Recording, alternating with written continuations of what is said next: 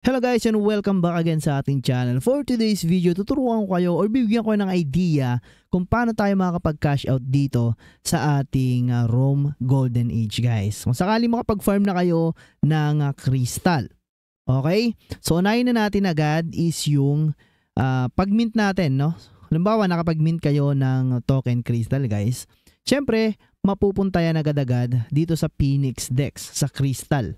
Okay? So sa Phoenix Dex, kapag nag-sell kayo dito guys, okay, halimbawa sa market, no, nag-sell kayo, ang makukuha nyo dito guys is syempre Serum token.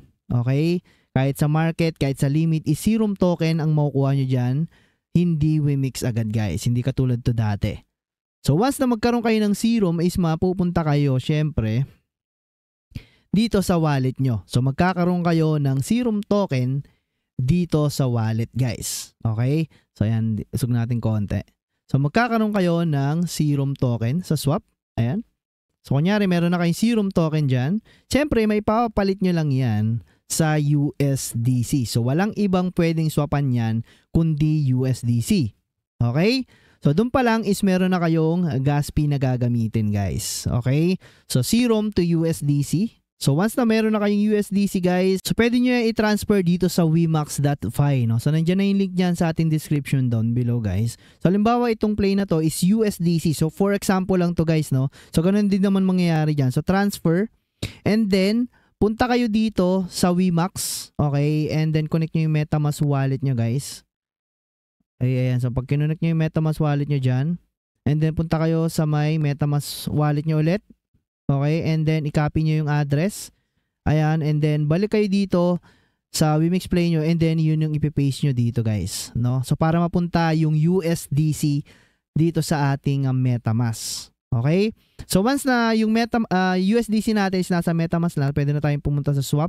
Okay? So para naman makuha nyo yung address ng USDC, so nandyan lang yan. Click nyo lang yan and then click nyo yung mga square bar na yan guys.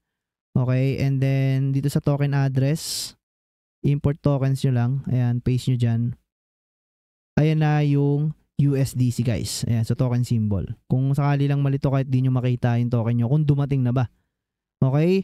So once na meron na kayo USDC, ayan, pwede nyo na ipapalit yan into Wimix guys. Alam ba, meron kayong 5, no? So malit lang naman ng gas fee nyan. Okay, so 6.4 Wimix yung makukuha nyo. So meron lang slippage 1% and exchange rate natin. Ayan. So wala naman ano. Sa pag nag-swap lang kayo dyan, ang magkakaroon ng gas fee dyan dito sa MetaMask dyan guys. Okay. Medyo may kamahalan tayo dyan. Okay. So once na Wimix na yan, ayun na naman. So gas fee na naman tayo guys. So ipapadala naman na natin yung ating Wimix guys. No? So nakikita nyo ba? Wimix natin. Papadala na natin kung saan exchange natin gustong ipapalit into GCash. So, ganun kasimple lang guys, pero mahaba, okay? So, isi-send natin yung Wimix natin kung halimbawa sa Bitget, sa Binance, para ma-i-Gcash natin guys. So, yun yung way of earnings na ito at cash out ng ating ROM. So, kung bibili nga kayo guys ng Serum or Crystal ngayon, ganun yung way niya. Okay? So, kailangan nyo munang dumaan dito sa wemax.fi, no? Para makabili kayo ng Serum and then Crystal syempre. So, dito rin kayo dadaan.